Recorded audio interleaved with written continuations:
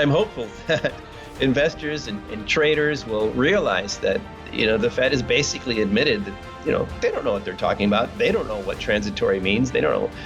And there's good reason to fear persistent higher inflation.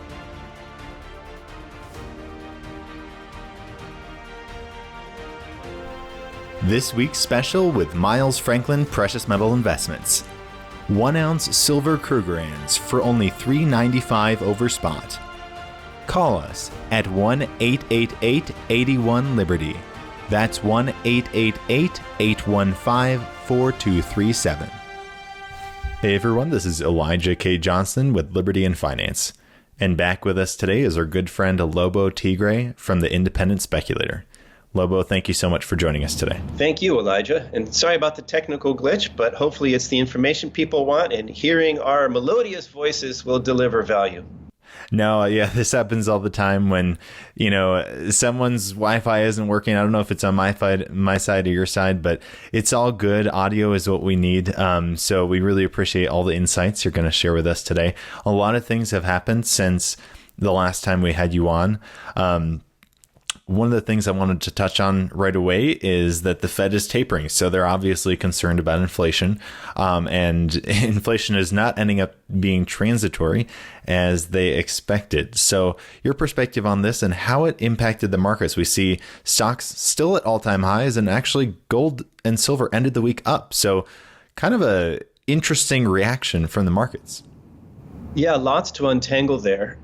So first, I have to say, they signaled the taper well in advance, and the markets didn't freak out. So it's not surprising that the actual taper. And I have to say, I have to back up and actually get a little bit of a mea culpa. And when it became evident that they would need to start talking about tapering soon or lose credibility, I thought that the markets would react negatively. In August, I wrote about it. The great taper tantrum coming, and it didn't happen. So my next weekly edition was, well, I got that wrong, because that's in August when they first really announced, yes, we're talking about talking, we're going to do it. It's moving ahead with the taper. Interestingly enough, flash forward to today, they've done what they said they're going to do. No big surprises. That's okay. They kept rates zero. They said they're going to taper, and they said they were going to do it in the amounts that had been previously released. So why should anything blow up? Well, sometimes things blow up anyway. But here's the thing. They said they're going to do it. They haven't actually done it yet. So if for some reason, after Delta we got Mu or something else came up, they could still change their minds. But the other thing is they said, and they sounded very firm and like, yes, we're in control. And I think the markets like that. They like the man in charge, right, to come in and say, yes, here's our first 15 billion, and December is already programmed in.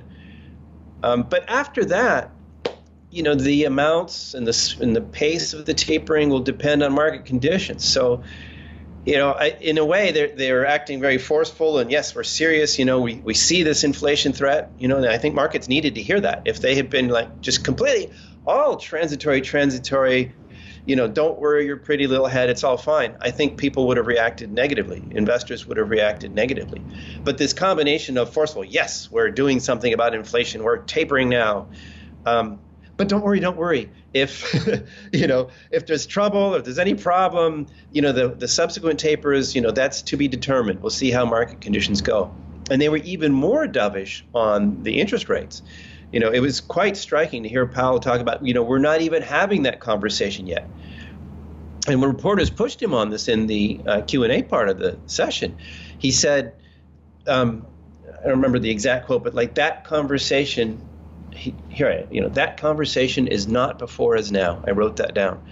So again, the Fed is reassuring markets that, and by the way, tapering is not tightening. It's a reduction of the increase in in quantitative easing, and raising rates.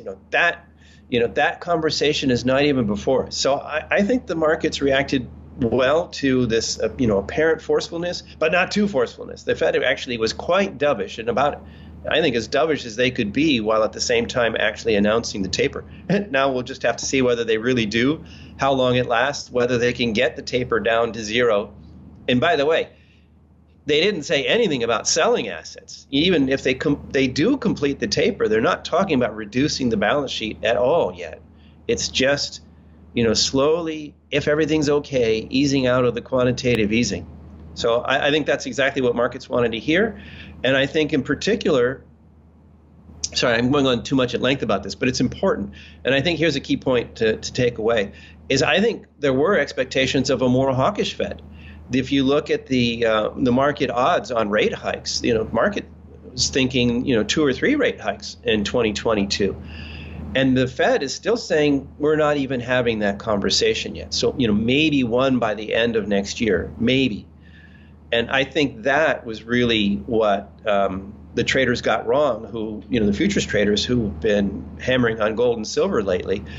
And evidence for this to me is how the statement, when it was released, it kind of had a little bit of reaction, but it took a while for things to sink in. And then when Powell spoke, that's when gold and silver really took off. I think it took the traders a while to reprogram their algorithms. They were so sure that the Fed was going to be more hawkish than it was, that they had to go back, maybe have some Zoom meetings or something, decide what to do, and then change their stance. And so the day after, we saw a much bigger rally. And then the day after again, Friday, we happily closed, decisively above 1,800. We'll see if we get the great Sunday smackdown or not. But actually, I don't expect it. I think traders are thinking, we were wrong about a more hawkish Fed, and there's plenty of time of low rates ahead. Yeah, it's really interesting what precious metals did. I mean, in anticipation of the taper, they fell, but then they rallied, and they rallied for the rest of the week. So the markets were pricing in a more hawkish Fed, but the tone that the Fed came out with was still very dovish, even though, they did taper by 15 billion. Well, they haven't yet. They said they will this month. Sorry, but I just had to point that out. It's not actually a fait accompli yet. The decision is made. Oh, the decision. But the fact remains before us. Definitely. And I mean, they're still stimulating the economy with $105 billion a month, which is still, almost unprecedented. Yeah, it's very interesting times. And again, what you're stressing is the point about the taper is not tightening. And even if they taper to zero, that's not actually reducing the Fed's balance sheet at all. They're still going to be adding,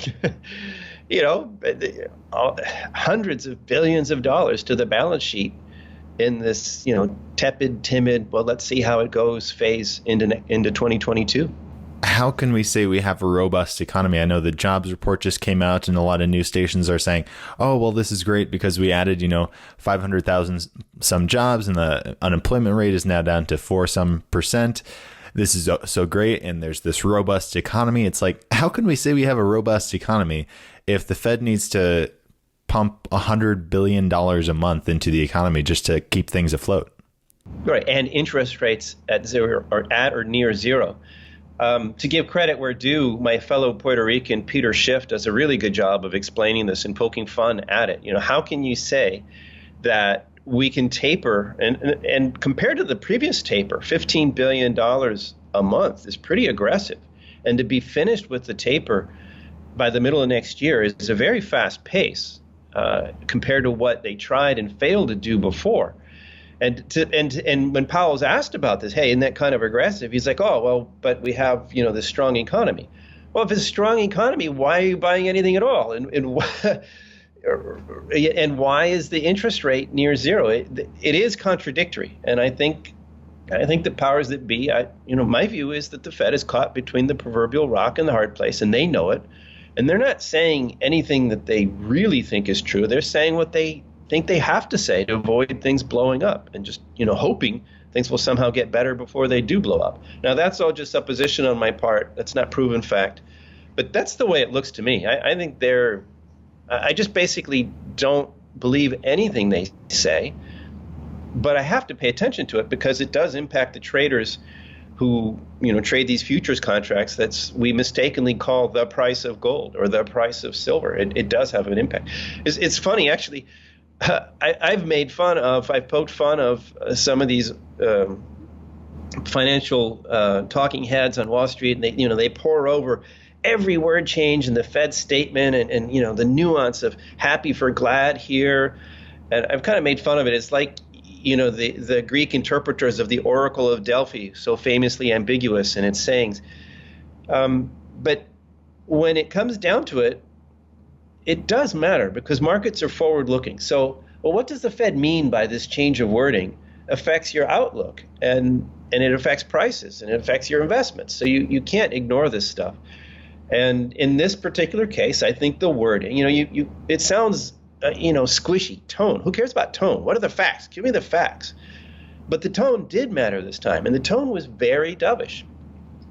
So I think that belies the labor report. And by the way, one good month is one good month. We had a good month before, and then we had a bad month. Now we have a good month. Who knows what things will be revised to next month. So I think it's premature. The New York Times declared that the stag is out of the stagflation fear based on this report. I think that's a little premature. We'll have to see. And when it does come to the general economy, it is important to not just look month to month, but the big picture. If we do look at, for example, the infrastructure bill that Biden is looking at, I mean, what is your perspective on that, how that will impact the overall economy? Well, that is part of the big picture, broadening. It's not just monetary policy in the Fed. There's also the fiscal policy. Quite right there. But before we move on, I just want to say one more thing about the Fed and the labor report and the prospects for rate hikes and tapering and so on. And that is that in that labor report, despite all the wonderful headlines, woohoo, more than half a million jobs created and the unemployment rate's down. Even Powell doesn't look at that unemployment number. He knows it's not fully reportive. He looks more closely at the labor force participation rate, which is a number I like to look at as well. Some people refer to it as very boring because it moves so slowly. But the fact is that in spite of all the hoopla about how great this jobs report is, the labor force participation rate didn't budge. It stayed exactly where it was. And that's something that the Fed looks at too. So I think it's a mistake to look at that and say, the Fed's going to be tighter. And I think that the markets, to their credit, kind of realize that this time. And that's why good news was not bad news yesterday, Friday, when this report came out. Good news has been bad news on Wall Street because it means the Fed would tighten. I think people looked at that and said, despite the headlines, this isn't going to change the Fed policy. And so it was party on, risk on Wall Street. At the same time, at the 11th hour, the Dems finally got it together to pass the so-called infrastructure part of their spending package. They put off the more contentious things to try to get this job done. It's funny. It's $1.2 trillion, of which less than half is earmarked towards some things that can loosely be called infrastructure. And of that, how much of it really is infrastructure. But anyway, it is a lot of money. Even spaced out over time, it is a lot of money. It's very bullish for commodities. And, I'm pretty sure that unless they lose the majority in the House, the Dems will be back with more spending going forward. So the sort of big economic picture is still super loose monetary policy, still, cash flooding out of Washington. And that's very bullish for all commodities and especially monetary metals, gold and silver. So all good. Specifically, though, and we can come back to this later because I know you want to talk about gold and silver, but the bill that is now headed for Biden's desk includes several billion for preventing the shutdown of nuclear power plants that are perfectly serviceable, preventing the early shutdown of those, as well as several billion more for developing an advanced nuclear fleet. So good news on the uranium front in that bill, too.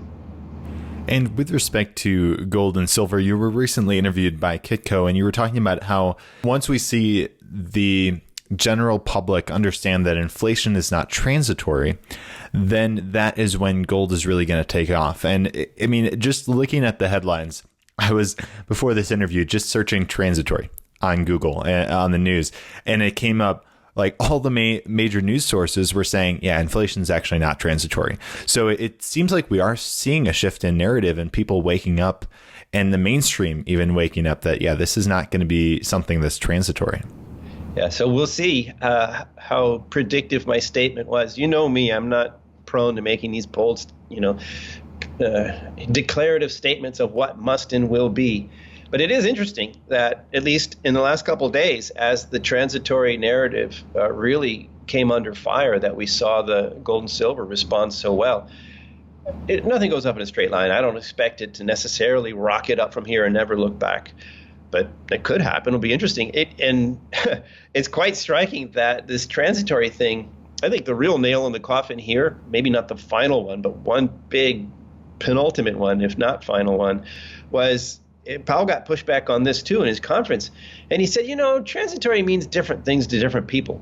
To us on the FOMC, transitory just means not permanent. Not permanent. Well, I actually, as a linguist, as a writer, I would agree with him. Transitory means not permanent. But the sense in which the word was used last year was definitely transitory meant a couple months while the base effects, right, from ultra low inflation and the crash and the shutdown in March and April of last year, that's what transitory was supposed to be originally, was, a year later, you'd have this spike just because it's purely, mathematical, almost an accounting thing as opposed to a cash penalty, right? And then it didn't go away. No, well, now it's the Delta variant. And then it didn't go away. Well, no, now it's these supply chain disruptions. And then it's not going away. Now, well, transitory is just not permanent. Well, you know what? The universe is not permanent. And the continents eventually get folded into the mantle. But that's not a very good and useful definition for investors. So I'm hopeful that investors and traders will realize that, the Fed has basically admitted that, they don't know what they're talking about. They don't know what transitory means. They don't know. And there's good reason to fear persistent higher inflation. When we talk about this inflation rate that is, around 5% right now, how is that calculated? Because I know a lot of people point out how if you look just at the government numbers, some people think that's underreported. And if we are seeing this inflation month to month, what they're really talking about is annual inflation, correct? Right.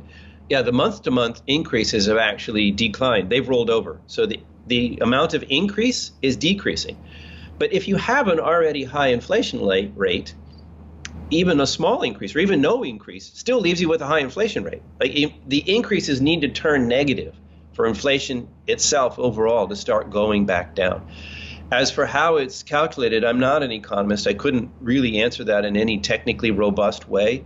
Of course, many people are suspicious of the CPI number, and rightly so. I know that one alternative is John Williams' shadow stats, which I've used before. I understand, though, that there are criticisms of that methodology. I mean, he doesn't actually have the resources of the Department of the Bureau of Labor Statistics to go out there and recalculate everything the way they used to do it back in 1980. He makes adjustments to the CPI, and some people criticize that. So I'm not enough of a mathematician to vouch for that one way or the other, but I think it's actually a conservative move as an investor to use the government CPI numbers as the hostile case, right? As sort of, a worst case. So I think inflation is much higher than the government's reporting.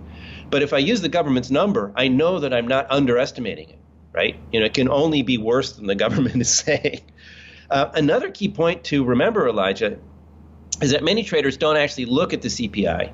We calculate real rates, many of us, by looking at the nominal rate and subtracting the CPI and getting a real rate. But a lot of people, I think, are suspicious of that, and they use, the TIPS market and the break-even point in the bond market. So the bond traders will look at that, and if you look at what the bond market is saying, I understand it's somewhere around 2.5% is where long-term inflation is looking. So that's much lower than the 5%. Now it still makes for negative real rates, but in terms of why do these gold and silver prices do what they do? Well, if the traders are, remember, these are not actual physical ounces that you and I would trade at the local coin shop and what we pay for them. These are futures contracts trades that we mistakenly call the gold and silver price. And those guys use these same models. So if they're looking at the bond market's projection of, say, around 2.5%, it makes for a much different perception and fear of higher inflation again ahead. But you know what? I think all this technical stuff can can be put in a box. It's important to consider in understanding what the market's doing. But at the end of the day, it comes down to what the people think. And if people's expectations for higher expectations become entrenched, that's very difficult to fight. And if people start pulling forward their purchases, buying more toilet paper now, or consumables that don't go bad, Coca-Cola, you can leave in the closet for a year and it'll still be drinkable, right? So if people start pulling forward their purchases because they think prices are going to be higher in the future, that in itself creates, I don't want to say artificial because it's real, but it creates extra demand. It pull forwards demand that pushes prices higher. And you can get a negative spiral that pushes inflation higher, and then that pushes expectations higher, and that pushes inflation higher. I think the Fed fears this greatly, and that's one reason why they're working on this balancing act. So however it's calculated, and whatever the pros say, and whatever the traders say on the comics and whatever, I personally think that the expectations and the consumer expectations are really critical. And when it comes to how this will all impact the gold and silver markets, I know we've talked a few times before how you're more bullish at the moment on gold and actually not as bullish on silver, although you remain a silver bull, because of the shifting we're seeing in how people are perceiving gold and silver. Both of them have been historically seen as monetary metals, but silver's monetary role doesn't seem to... it seems to be fading away. So going forward, did you have any updates on that, on your view of gold and silver and how they will perform in the future? Sure. Well, first, let me correct you. I'm not actually more bullish on gold than silver. If you're talking about price appreciation on a percentage gain basis, I still see more upside in silver than gold at the moment. And that's both near, mid, and long term in terms of the next peak. I'm not sure much longer term, if silver loses its monetary crown, I'm not sure what happens after that, but I do expect gold and silver to have a specifically monetary push into a peak coming ahead. I think the top is not 2020 behind us. I think the top for the cycle is still ahead of us. And I do think silver will outperform gold at the end of the day into that peak. So I'm actually more bullish on silver on that basis. But I'm looking at the data, and I do see this change in the market. And I've been thinking about this, how to explain this. You and I may see silver as money, and many people around the world, particularly hard money advocates, will see silver as money. But it's evident that the people, the traders who trade these futures contracts and set these prices, increasingly do not. So, and on top of that, we have silver's increasing role in the new energy paradigm, and silver beginning to track copper as part of the green push going forward. And again, people say, oh, well, that shouldn't exist. It shouldn't happen without, they're subsidized and all that. Well, maybe that's true, but the subsidies exist. And the governments are doing more and more of them. And they're banning internal combustion engines. Whether that should be happening or not, it is happening. And that impacts the markets for several metals, including silver. So actually, I'm very bullish on silver, and I think it has a key role to play in the green transition. Whether it should or shouldn't, it does. And that's actually makes silver, again, a win-win, both on the monetary, near term at least, and the industrial side, longer term going forward. A practical upshot, though, of this is it matters to me in terms of what I stack, Elijah. It may not seem like a big difference, but there's a lot of people that are putting a lot of money into increasing large physical hoards of silver. If in the future, even if there's a gold standard, but it becomes monometallic, not bimetallic, if silver never goes back into circulation as coinage, then those giant stacks of silver aren't going to do you a particular amount of good. It's more efficient, uses less space, and gold doesn't tarnish just to stack gold. And then people like to say, oh, well, what if, the internet crashes and everything, it's Mad Max type world and we use gold, we need silver to make change for gold. Well, that's true. But as an investor, I'm not going to invest on the basis of the end of the world as we know it. And even as a stacker, you know what? If I have more gold than silver in the Mad Max world in the future, I'm sure I could find a money changer somewhere who would gladly change one of my gold bars, for a large stack of silver that I can make change in the future. So even then, silver bugs don't like it when I say this, but in my view is that the changing role of silver suggests that it's a less efficient allocation of capital to stack more silver than gold. And one more thing on this is that people say, oh, well, but you just said that silver is going to catch up with gold on a percentage gain basis. So if I buy more silver and then flip it into gold later, then I can make more money by buying silver now. Well, that's true, but that's not really what gold and silver are for. The metals themselves are not speculative trading vehicles, at least not for me. They're savings or they're insurance. If the world does go to heck in a handbasket and I'm actually using coins to buy food and gasoline or whatever, I don't want to be trading in and out of my metals. I want my stack to stay there and be there in case of ultimate need. So if you're going to trade them, if you're going to speculate on differences between gold and silver, and you think silver is going to catch up with gold, well, actually, it makes sense to use the paper products. It's much cheaper. You don't pay the premiums on manufacturing, so you could use PSLV or whatever your favorite paper product is. I'm not recommending one. But if the idea is just to trade in and out of silver because you think silver price is going to gain more than gold, then that's not a reason to stack more silver. That's a reason to use the proxies. I think those are such good points. And when we think about holding physical gold and silver, as you mentioned, it is primarily for insurance. And I think that's so key. Before we let you go, Lobo, are there any last thoughts you'd like to add? And where can our viewers find you online? Well, people stop listening when you say that. But hopefully for those few who are still there, I got to talk about uranium real quick and just say, I mentioned earlier that the U.S., I think it's $12 billion in both initiatives in that spending bill headed for Biden's desk.